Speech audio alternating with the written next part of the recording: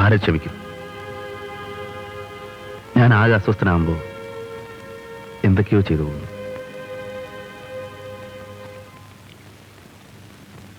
രണ്ടാമത്തെ പുസ്തകം പുറത്തു വന്നപ്പോൾ പണ്ട് നല്ലത് പറഞ്ഞവരൊക്കെ എതിർക്കുന്നു.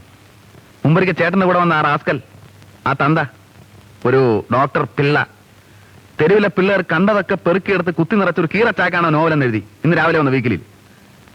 നശിപ്പിക്കാൻ ഒരുങ്ങിയിരിക്കുക എല്ലാവരും ചേർന്ന്. ചിരിച്ചു കളിച്ച് കൂടെ കൂടിയവനൊക്കെ തരം കിട്ടിയാൽ പിന്നെ ഇന്ന് കുത്തും. അവനവനിൽ വിശ്വാസം ഉണ്ടായാൽ മതി. ആളുകൾ എന്തെങ്കിലും പറഞ്ഞോട്ടെ. പുതിയ പത്രം തുടങ്ങാമെന്ന് പറഞ്ഞവരെ പിന്നെ കണ്ടില്ല. ആ സിനിമാക്കാരും വന്നില്ല. കുറച്ച് ദിവസമായി വീട്ടു ചെലവ് എങ്ങനെയാ കഴിയണമെന്നറിയില്ല.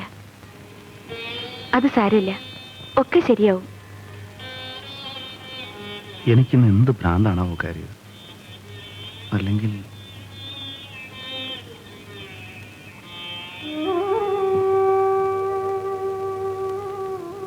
ഈശ്വരൻ, ഞാൻ എന്താ ചെയ്തത്? സാരമില്ല, പോട്ടെ.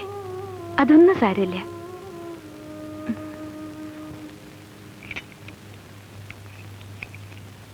ഉച്ചയ്ക്കുണ്ടില്ല അല്ലേ? 3 മണിവരെ ഞാൻ കാത്തു. പിന്നെ സംഘക്കാരായി വന്നപ്പോൾ നേരെ ഡർബാറിനിരിക്കുകയാണല്ലോ ചെയ്തത്. ഇപ്പൊ വിസ്തരിച്ചുണ്ടല്ലേ? ഇതെന്താ? ഇത്തിരി പായസം. അമ്പലത്തിൽ വഴിപാട് കഴിച്ചതാണ്. എന്താ വിശേഷം അമ്പലത്തില്? ഇന്നെന്റെ പിറന്നാളായിരുന്നു.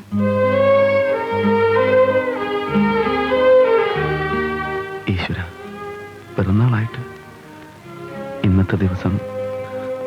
സോറി. സമ്മാനം തരേണ്ടതിന് പകരം ഞാൻ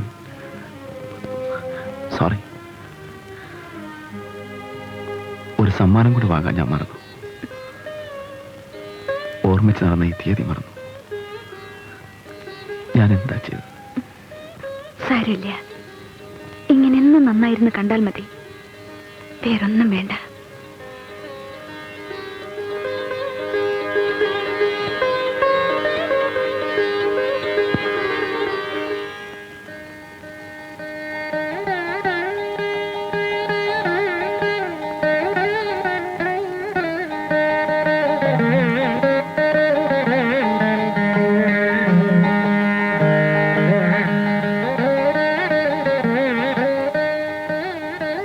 നേരത്തെ എഴുതാണ്ടിരിക്കാമെന്ന് വെച്ചു. 3 മാസമായി ഞാനൊരു അക്ഷരം എഴുതിയിട്ട്.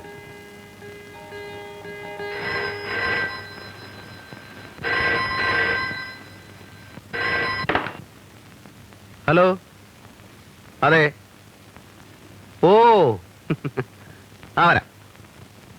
5:30 മണിക്കല്ലേ? ആ നോട്ട് ചെയ്യാം. ഓക്കെ. ഒരു സമ്മേളനം എന്നെ സ്ഥിരമായിട്ട് മൈൻഡ് ചെയ്യാത്ത ഗ്രൂപ്പാണ് നടത്തുന്നത്. സമ്മതിച്ചു. ആവശ്യക്കാർക്ക് വേണ്ടിയല്ലേ എഴുതേണ്ടത്, അവനവന് വേണ്ടിയാണെന്ന് ചേട്ടൻ ഓരോരുത്തരോട് പറയുന്നത് ഞാൻ കേട്ടിട്ടുണ്ട്.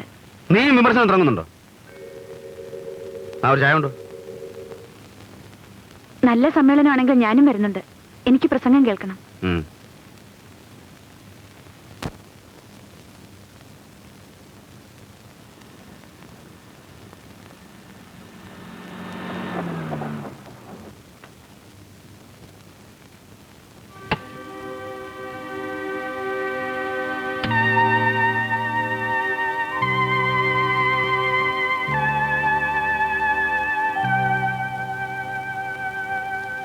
ഭാരതി കമ്മിറ്റിക്കാരുടെ കാറിൽ കയറിക്കോളൂ. ഞാൻ പിന്നാലെ വന്നോളാം. ഞാനൊപ്പം ഉണ്ട്. കുറച്ച് സംസാരിക്കണ്ട അവരോട്. സമയം എനിക്കറിയാം. ഞാൻ ആ വണ്ടിയിൽ വന്നോളാം. കയറി.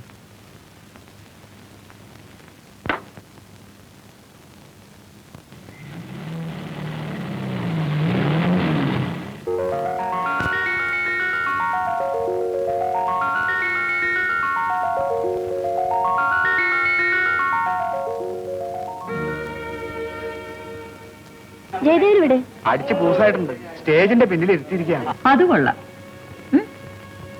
അയാൾ എവിടെ ചെന്നാലും ഇങ്ങനെയാ. അത് ശരി.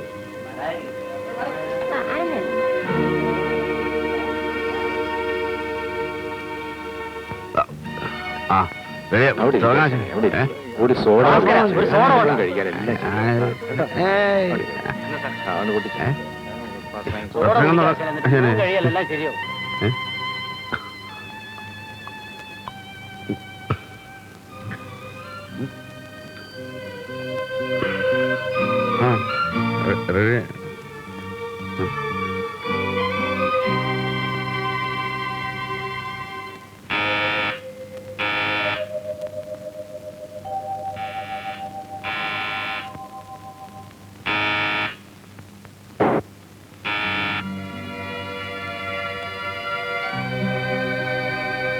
മതിയായില്ലേ?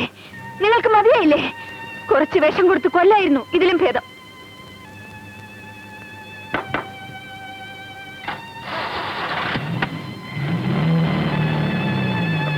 ഞാൻ അവസാനം പ്രസംഗിക്കാമെന്ന് പറഞ്ഞതാ. അപ്പൊ അത് അവർക്ക് വയ്യ. എന്നെ എതിർത്തവരോട് മറുപടി പറയാൻ ഒരു ചാൻസ് കിട്ടണ്ടേ? ഒക്കെ ശത്രുക്കളാ. ശത്രു ആരാണെന്നറിയോ? അന്വേഷിച്ച് കഷ്ടപ്പെടണ്ട. അവനവൻ തന്നെയാണ് ഏറ്റവും വലിയ ശത്രു. ചേട്ടൻ പറഞ്ഞ പോലെ തന്നെ ഒക്കെ സംഭവിച്ചു. ചേട്ടനാണല്ലോ ഈ ലോകം ഭരിക്കുന്ന ചക്രവർത്തി. ഒരേ നമ്പരാൻ ഉദ്ഘാടനമായിട്ടല്ല സ്റ്റേജിൽ എടുത്തിട്ട് എല്ലാവർക്കും കൂടെ പിച്ച് ചീന്തണം. എവിടെ കൃഷ്ണനാര്? ഒരു 30 രൂപ എന്തിനാ? ആവശ്യമുണ്ട്.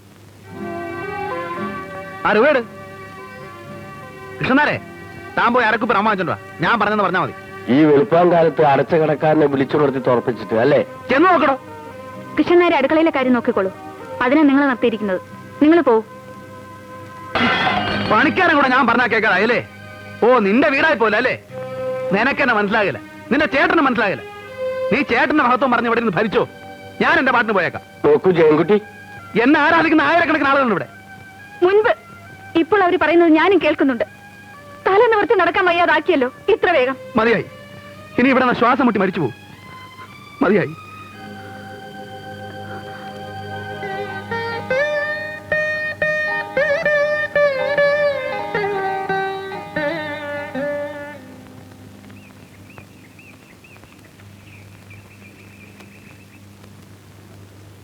ഒരു വിവരവുമില്ല. ചിലര് മദ്രാസിലാണെന്ന് പറയുന്നു, ചിലര് തിരുവനന്തപുരത്താണെന്ന്. നക്കി തിന്ന് കൂടെ നടന്നിരുന്ന 2-3 തെണ്ടികളുണ്ടല്ലോ, അവരുടെ വർത്തമാനം കേട്ടാൽ ഇങ്ങനെ ഒരാളെ അവർക്ക് മുഖപരിചയവും കൂടിയില്ല. കുട്ടി മിണ്ടാതൊരു ഭാഗത്തിരുന്നോളൂ. ഒരു ഗ്രഹപ്പഴി അങ്ങനെ തീർന്നു സമാധാനിച്ചാൽ മതി.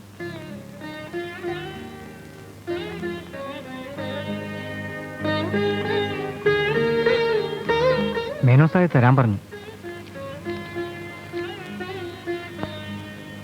ചേട്ടന് വല്ല വിവരവും കിട്ടിയോ? നീ ഒന്നും കേട്ടില്ലേ? ഇല്ല, ഒന്നും അറിയില്ല. നിങ്ങളൊക്കെ അറിയും. എന്നോട് പറയാത്തതല്ലേ? അറിയാതിരിക്കില്ല. ഞാൻ അന്വേഷിക്കാം ചേച്ചി.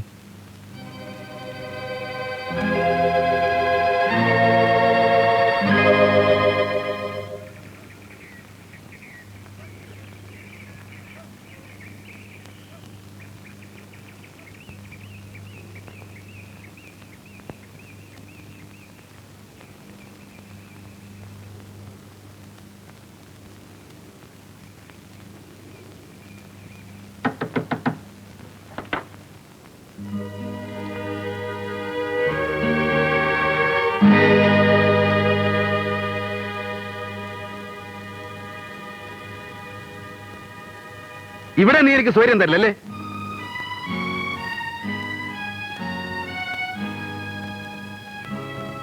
ഞാൻ വീട്ടിൽ വന്ന് പറയാൻ പുറപ്പെടുകയായിരുന്നു. നീ എന്റെ പടി ചവിട്ടിയാൽ പുണ്യാഹം തളിക്കണം. പിടിച്ചേ.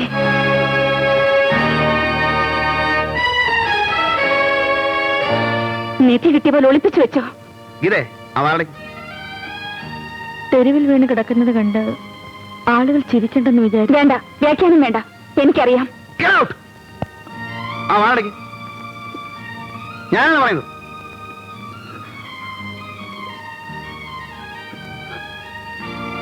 ഭാരതി, ഭാരതി നിൽക്കൂ.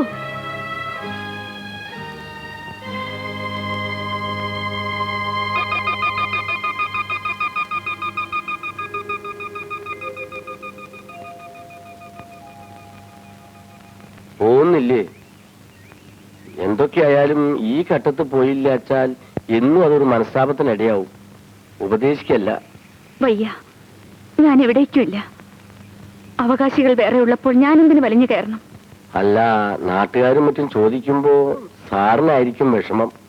നാട്ടുകാരെ ബോധിപ്പിക്കാൻ എനിക്ക് നാടകം കളിക്കണ്ട. അവിടെ അതറിയുന്നവരെല്ലാം ഭംഗിയായി ചെയ്യുന്നുണ്ടാവും ഇപ്പോൾ.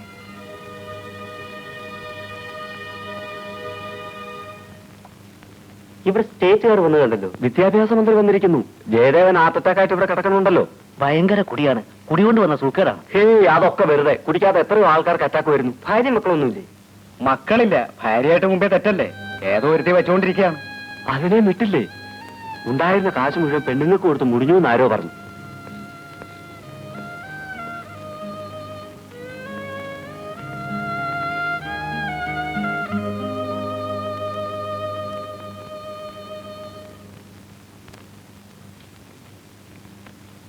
ഒരു ബ്ലഡ് ക്ലോട്ട് ഇപ്പോഴുമുണ്ട്.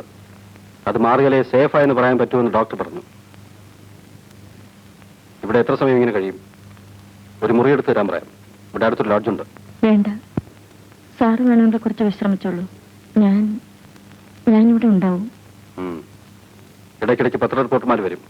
പിന്നെ സാറ് പേടിക്കണ്ട. ആരെങ്കിലും അന്വേഷിച്ചാൽ ഞാൻ ഒരു ജോലിക്കാരിയാണെന്ന് പറഞ്ഞോളാം.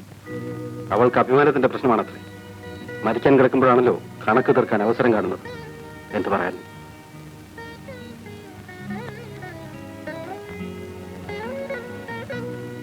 മരിക്കാൻ കിടക്കുമ്പോഴാണല്ലോ കണക്ക് തീർക്കാൻ അവസരം കാണുന്നത്.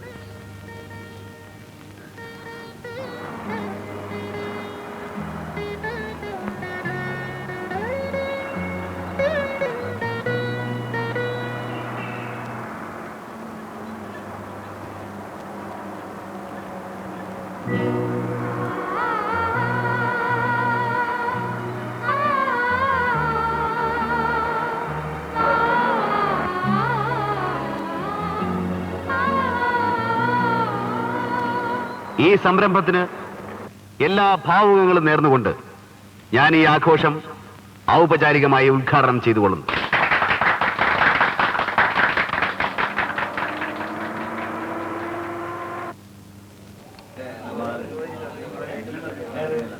സാർ, ഇവിടെ ഇതെന്താ അത്ഭുതം? നാടകം കാണാൻ ഇരിക്കുന്നില്ലേ? ഇവിടെ എങ്ങനെ ഒന്ന് പെട്ടു? ഞാൻ ബാബു ജോസ്, ഇതിൽ മെയിൻ റോളാണ്. ഗീത സാറിനെ പറ്റി എപ്പോഴും പറയും. ഞങ്ങൾ വന്ന് കാണുന്നുണ്ട്. പറഞ്ഞോ, സാറിനോട് പറഞ്ഞോ? ഞങ്ങൾ മോഡൽ ഹോട്ടലിലാണ് ക്യാമ്പ്. നാടകം കഴിഞ്ഞാൽ ഒരു 5 മിനിറ്റ്. ഞാൻ വന്ന് സാറിനെ കൂട്ടിക്കൊണ്ട് പോന്നോളാം. ഒക്കെ ഗീത പറയും. ഞാൻ റൂമിലുണ്ടാവും. ഓ,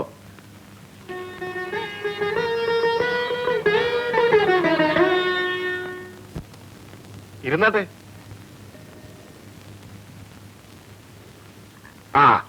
ഞാൻ പോയത് കൊണ്ട് സാറിനെ പിടികിട്ടി. വണ്ടിയുടെ സമയം വരെ സാറിനെ കൊണ്ട് സംസാരിപ്പിച്ചിരുത്താനായിരുന്നു അവരുടെ പ്ലാൻ. പക്ഷെ ഞാൻ പിടിച്ച പിടിയാലും കൊണ്ടുവന്നു. ഞാനിപ്പോ വരാം.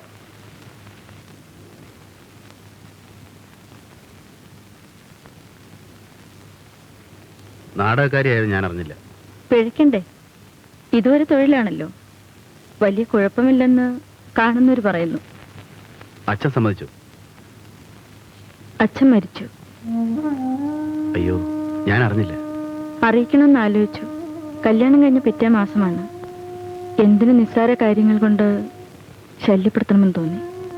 നളിനി ഇപ്പൊ എവിടാണെന്ന് അറിയില്ല.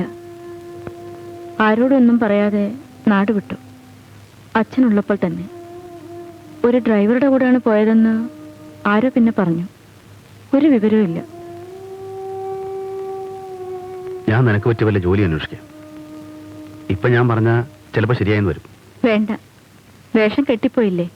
ഇനി നിർത്തിയാലും നാടകക്കാരി എന്ന പേര് ബാക്കി കിടക്കും. ഇതൊക്കെ മതി.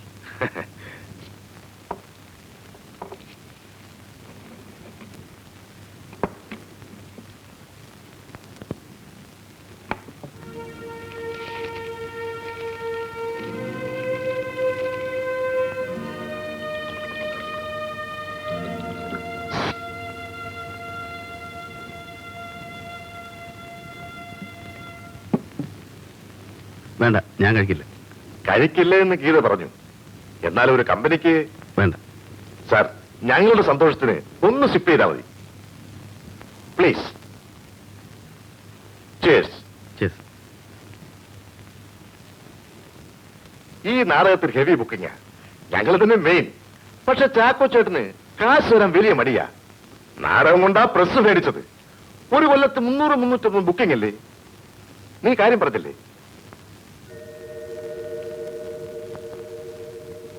സ്വന്തമായൊരു ട്രൂപ്പ് ഉണ്ടാക്കണമെന്ന ആഗ്രഹം.